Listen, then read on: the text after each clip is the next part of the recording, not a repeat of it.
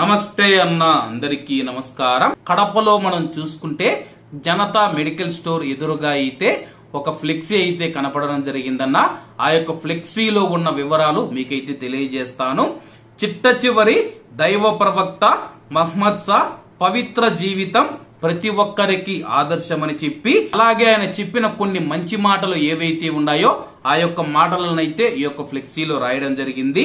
మిమ్మల్ని తప్పు పట్టిన వారిని క్షమించండి, మీకు దూరమైన వారిని దరి చేర్చుకోండి, మీకు చెడు చేసిన వారికి కూడా మంచిని తలపెట్టండి, విషయం మీకు వ్యతిరేకమైనా సరే నిజం చెప్పండి, కూలివాని చెమట ఆరకముందే అతని యొక్క కూలీని చెల్లించి వేయండి, అలాగే మీ కొరకు ఇష్టపడే వాటినే ఇతరుల కొరకు కూడా ఇష్టపడాలని చెప్పి మహమ్మద్ ప్రవక్త గారు తెలిపినట్లు ఆ యొక్క ఫ్లెక్సీలో అయితే చెప్పడం జరిగింది.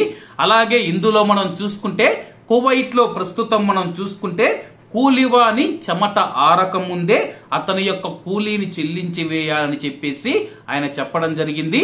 ప్రస్తుతం కువైట్ లో మనం చూసుకుంటే కొన్ని ఇళ్లలో కానీ కొన్ని కంపెనీలలో కానీ ఎంత కష్టపడి పని చేసినా సరే జీతాలు ఇవ్వడం లేదు.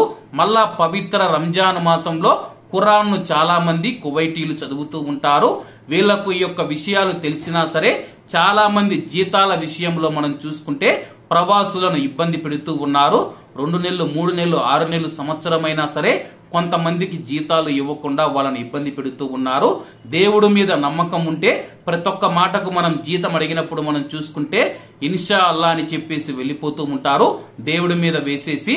అలాగే మహమ్మద్ ప్రవక్త గారు కూడా చెప్పింది ఏంటంటే, కూలివాడి చేత మీరు పని చేయించుకున్న తర్వాత మీ దగ్గర పని చేస్తూ ఉన్న వర్కర్ చేత మీరు పని చేయించుకుంటే అతని యొక్క చెమట చుక్క ఆరక ముందే మీరు డబ్బు చెల్లించాల్సి ఉంటుంది.